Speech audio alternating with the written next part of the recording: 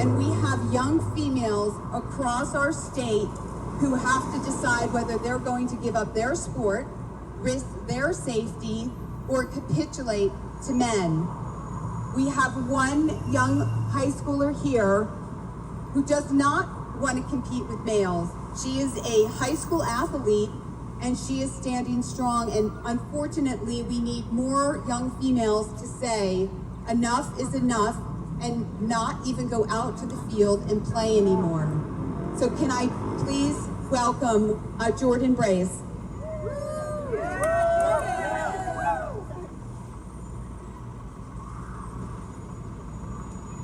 I spoke outside the Capitol recently, and I will still keep speaking up and speaking out until women and girls sports are both fair and safe again. The only way to do that is to keep biological males out of our sports and out of our locker rooms. I watched as politicians who claim they want to protect women kill Bill AB 89 and AB 844 and compare these bills meant to protect us to the Holocaust. That is ridiculous and insulting. To compare the torture and murder of millions of Jews at the hands of a madman to this, to protecting women's and girls' emotional and physical health and fairness in our sports, is appalling and disrespectful. And I'm calling you out on that, Representative Rick Chavez Zebur. They also claim that there aren't that many biological males in women's and girls' sports. However, in that same sentence, they said that thousands of biological males competing as women will be affected. Which one is it? Is it not that many, or is it the thousands that we all know it really is? Here are the facts.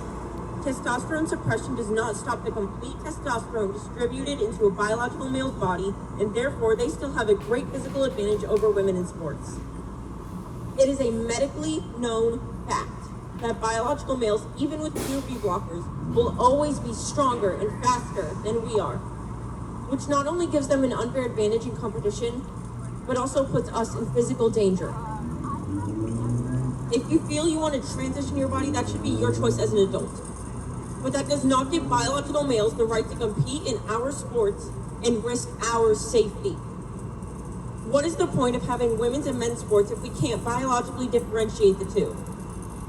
Puberty blockers and injecting hormones do not physiologically change the advantage that men have over women, and therefore, since we are biological women, it is the duty as the CIF to protect us both in fair competition and protecting our lives.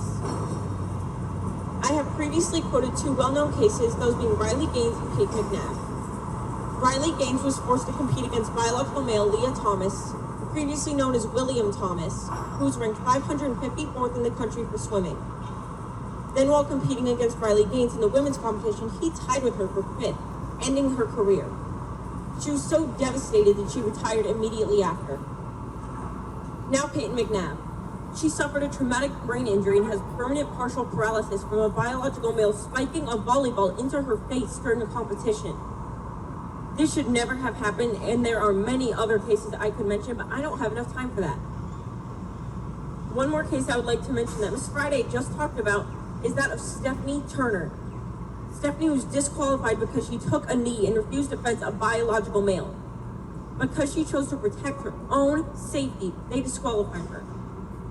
The rights of biological males identifying as women are being prioritized over the rights and of the safety of biological women in sports. This is outrageous and inexcusable. Many claim to want to protect women, but they can't define what a woman is. How are you protecting us when you can clearly see just the opposite is happening by allowing biological males to compete in our sports? This is not about being Republican, Democrat, Libertarian, or Independent. This is a bipartisan issue. This is about doing the right thing and protecting our safety and therefore our lives. Stop doing the popular thing and do the right thing. Thank you very much. Justice for female athletes! Justice for female athletes! Justice for female athletes! Justice for female athletes! Justice for female athletes! Thank you so much, Jordan, for sharing your thoughts. And I want to expand on that. So on Tuesday, there were two opportunities for the Democrats to do the right thing. They could have passed one or both of the bills. The first bill, Assembly Bill 89, would have required the CIF to do the right thing and to base sports on sex and not gender identity. And the second bill would have removed all males from all locker rooms, bathrooms, overnight accommodations, and sports in every grade, including college. And it would define the word female and male biologically. Both of these bills were voted against by the Democrats. It was a 2-7 vote. No surprise there. The two Republicans voted to support these bills, and all the Democrats voted no. And what was really interesting was the chair, Assemblymember Chris Ward. One of his statements was, "I'm going to eventually have to answer to my daughter," because he has a daughter who plays sports, and he got choked up and teary. And I want to know what that conversation will be like when his daughter gets kicked off the varsity team because a male is a better athlete than she is. I want to know that conversation that he's going to have with his daughter when she is in a bathroom and an intact male walks in and is showering next to her. I want to know what he's going to say, how he's going to ask her for forgiveness for what he has done to his own daughter. And Speaker Rivas also talked about his daughter and his daughter being an athlete. I want to know what he's going to say to his daughter when she loses her college scholarship, when she maybe gets her face smashed with a volleyball coming so hard at her from a male that she can't possibly defend it. This is reprehensible, it's wrong, and the only reason the Democrats are doing this is because of money. We know it. We know the nonprofits are funding them. They don't believe in it. They don't really believe that boys can be girls just based on a thought. Nobody believes it. The jig is up. The emperor has no clothes. No human has ever changed sex. No human will ever change sex.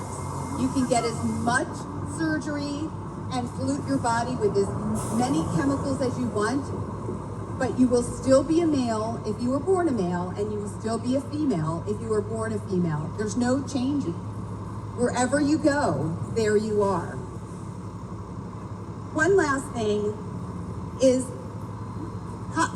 letting males play as females in sports is unkind actually to the males, because they're perpetuating that these males can actually be females.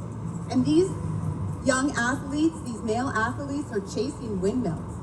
Like I said, they'll never become females, and so it's unkind to support this delusion. With that, I'm going to turn over the microphone